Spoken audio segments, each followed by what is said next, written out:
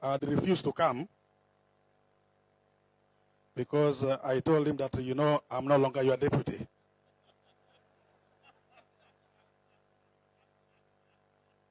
I am a senior presidential advisor.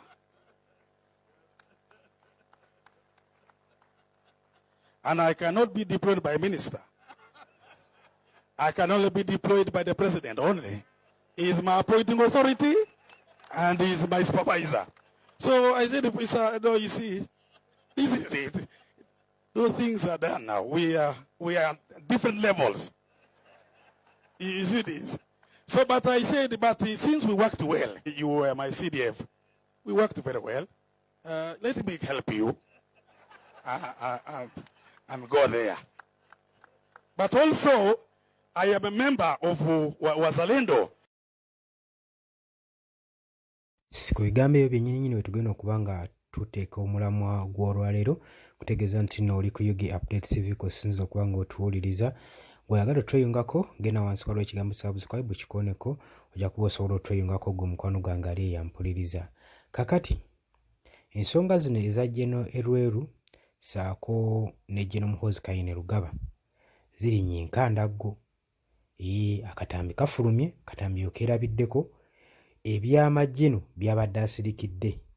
Naye kinyagala okutegeeza abakulembeze baffe mukimanye nti endege teziyoganira mu mazzi.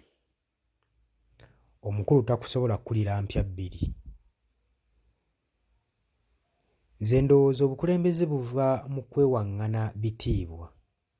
Buli w'oyisaamu munno amaaso olina omumanya mu buli omubeera mu bukulembeze buli muntu yalondebwa ng'alina expert gy'alimu era buli muntu aba alina w'amanyi obukugu bwe.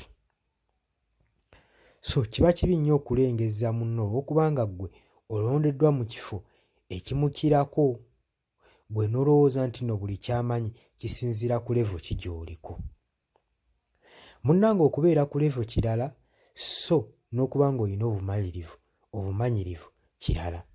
Onoobeera n'obumanyirivu abantu bangi bajja kwetoola okuggyako amagezi. Newankubadde onoobeera nga level yo gy'oliko ekyali wansi ddala. Era tulaba abantu abasaka amagezi tebagasaka mu bantu bali eyo waggulu.